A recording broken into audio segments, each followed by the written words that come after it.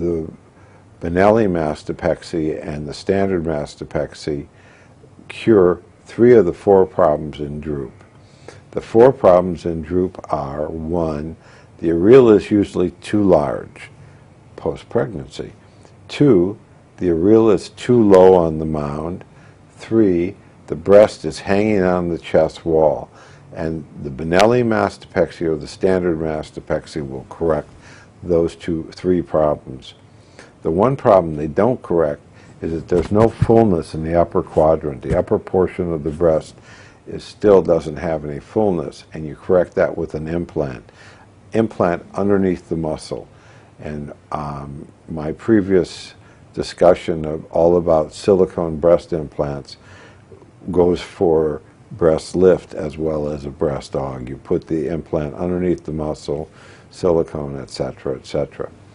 Now the next situation that can occur are very large breasts. Every once in a while, either large-breasted women have children or they become large after pregnancy. Very unusual, but it can happen. If the nipples are in the right place, and if the person isn't too big, my favorite way to do this with basically no scarring is to go in through a small puka on the side of the breast and do what's known as a suction breast reduction.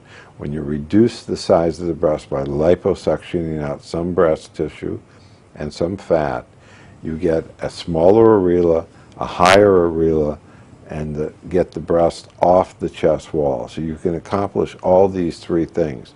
Then you allow things to settle down, and then you go back in at 6 months and do what's called a dual plane mastopexy with silicone implants underneath the muscle.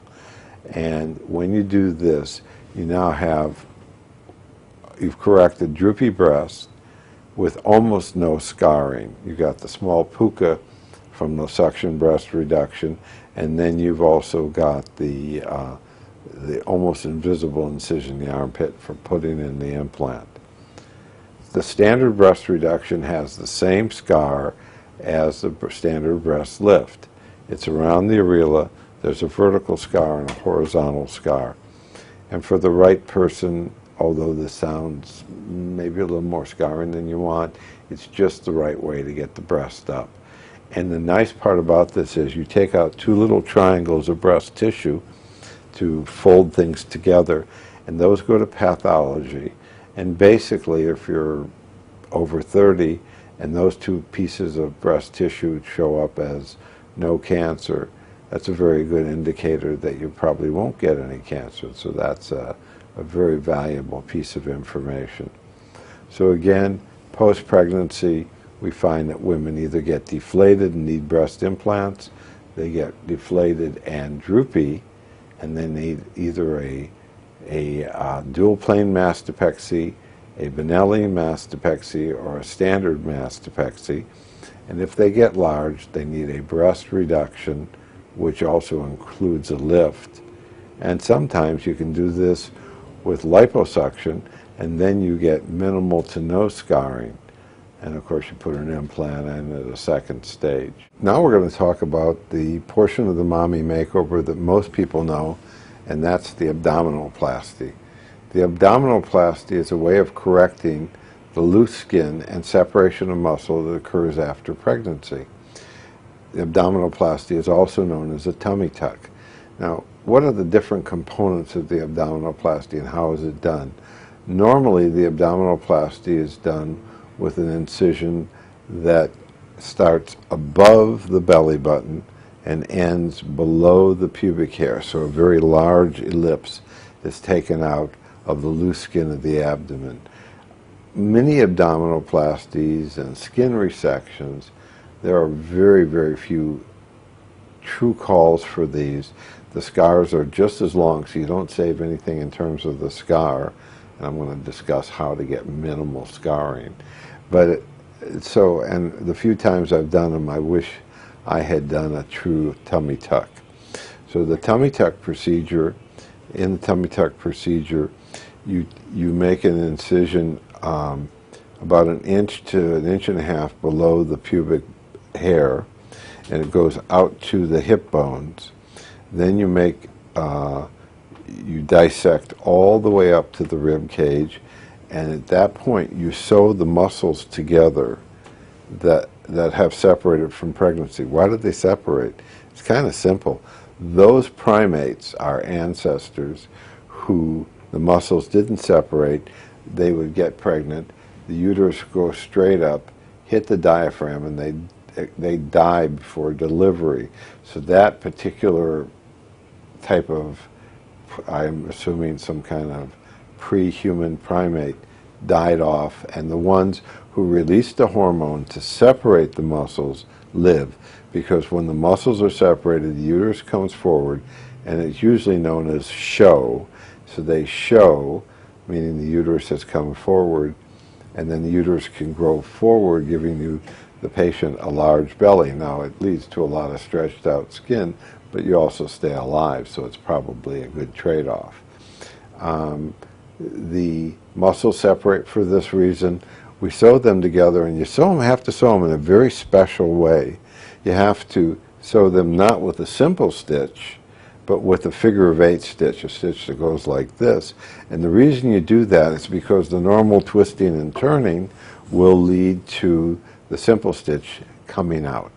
So you do a figure-of-8 stitch from the belly button to the pubic area, and from the belly button up to what's called the xiphisternum, the real bottom of the sternum where the ribs come together. And you sew the muscle together, and then you do a second layer above that with what's called a running locking stitch. So you run it all the way down from the belly button to the pubic area, from the belly button to the xiphisternum. So you've got a two-layer closure, and I use permanent suture, and you want nice big permanent suture so things stay together until your body can replace the suture with scar tissue. And then what you get is you get a permanent internal girdle, so when everybody else is sucking their stomach in, you won't have to, because the muscles are sewn together, so that you've got an internal girdle that holds you in. The next part of the surgery, and this is really important, is the belly button. We cut around the belly button, and we drop it inside, and then we remove all the loose skin. The belly button has two blood supplies. There's one from the skin, of course, but then also there's one artery and two veins from the liver. That's how your mother fed you when you were inside of her.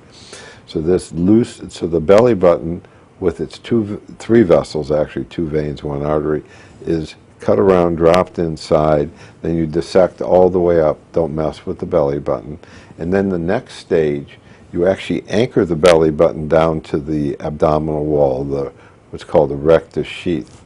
And the reason you do that is you want the belly button way down deep, and so that when you sew the skin down to the belly button, the skin goes inward, and it's called to umbilicate, because another name for the belly button is the umbilicus. So you umbilicate the skin, so if there is a scar, the scar is below the horizontal, nobody sees it. So we want the belly button actually hooked tightly to the abdominal wall. The next most important trick is you cut all the skin out around the edge of the belly button. I'm sorry, around the edge of the skin that you're going to turn into the belly button. By the way, that leads to the next question. How do you determine where you're going to put the new belly button? I mean, it's your belly button, but it's a new puka. And how do you determine that? Well, my trick, once I've anchored that skin to the abdominal wall, and I've sewn up most of the belly button, cutting out the extra skin, of course, is I take a needle on a thing called a sponge stick. You take it and you put it right on top of the belly button, and you push down on the abdominal skin, and where that needle comes out is exactly where you want to have your belly button. And the interesting part about belly buttons, there's been several good articles that have shown belly buttons are not a midline structure. So if you draw a line from the xiphisternum down to the cleft in the labia, you're going to find it's usually a little off to the right or off the left by a few millimeters. No big thing, it looks completely normal. But if you find that your belly button after surgery is not directly in the line, that's because it never was. You just didn't notice it before. Because nobody really moves your belly button. That gets anchored.